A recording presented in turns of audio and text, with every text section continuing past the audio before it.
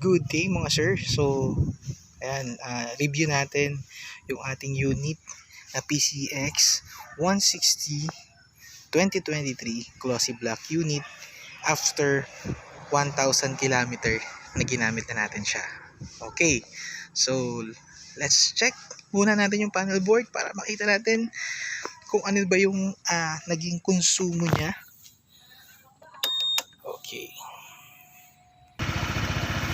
Okay, so these are panel board. So nag-consume siya ng 42.5 km per liter sa 1,164 km na tinakbo natin. In less than 2 weeks, ayan, meron na agad tayong ganyang tinakbo. Okay, so gusto ko makita nyo rin pala yung kanyang storage area dito sa ilalim ng ating unit. So this is a 30 liters yung kasya dito. So ayan, so kasya dito kasi yung isang wool face helmet. Ayan, so let's check. Okay, so I will get the my helmet. Okay mga sir, so ito yung ating full face helmet, sorry. Ayan, so lagay natin siya sa loob. Then ito naman yung aking mini bag na nilalagyan ko ng mga documents ng motor natin. Then maglagay din ako ng isang jacket, yung ginagamit natin pag travel. Then yung ating mga palagay sa kamay, and of course the raincoat. Ayan, so lagay din natin siya sa loob. Then check natin kung kasya pa siya. Okay, on 30 liters na storage ni PCX 2023. Let's check. Yeah, kasya. Ayan, so ito yung isa sa mga nagustuhan ko sa unit natin na malaki yung storage niya, na hindi mo siya for example nasa mall kayo or nag-travel kayo, hindi mo siya kailangan bitbitin pa yung helmet. So again, meron tayong isang full face helmet dito. Then yung travel jacket natin, meron din tayo dito na kapote. Ayan, so yan yung kasya sa ating actually kasya pa dito. Maluwag pa nga dito sa gilid if ever na may gusto pa tayong ilagay. Ayan, so tips natin, again yun, hindi pag nililinis lang natin siya, hindi natin siya nilalagyan ng mga wax. Yan, so I'm using kanebo lang. Ayan, so nililinis ko lang siya ng tubig, then kamay yung ginagamit ko, then ayun, tinutuyo ko lang siya ng kanebo. Okay, so ayan, so ganyan pa rin siya ka-glossy. So tips pa rin natin, once na may kasabay ako or meron akong katabi ng mga ibang unit, yan, so nag-stand out pa rin talaga yung ating motor kasi yun nga, glossy black siya, so makintab, makinis yung unit natin compare natin sa regular or matte. Ayan, so yun din on my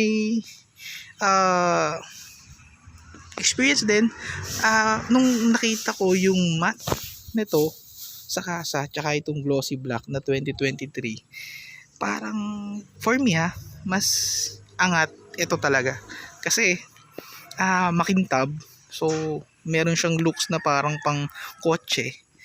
Yan, so unlike dun sa matte na parang feeling ko parang mukhang luma kasi pag medyo matte.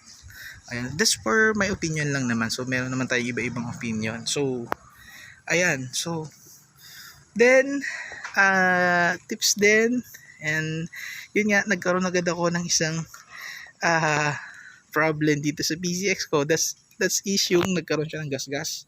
Ayan, so nagkaroon siya ng gasgas dito sa gilid.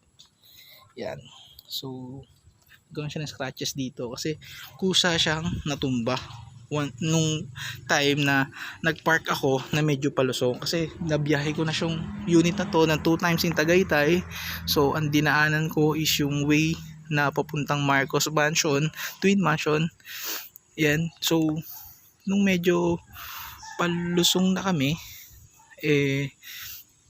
chinecheck ko or napagitnaan ako ng dalawang truck. So, ang ginawa ko, tumigil ako, and since umuulan, kinuha ko yung raincoat natin dun sa loob.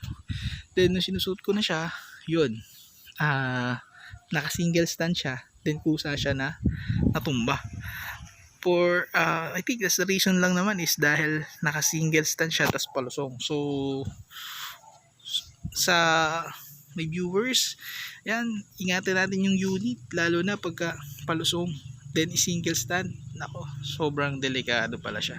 So mas maganda is double stand natin siya every time, kahit sa parking or sa ipapark mo lang siya sa harap ng bahay, mas okay pala na naka double stand siya.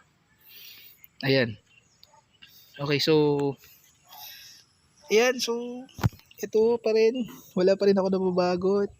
Yung mud guard lang natin yung aking nilagay dito, and sobrang effective pa rin siya kasi hindi siya nadudumihan yung aking ito ayan, hindi siya nadudumihan.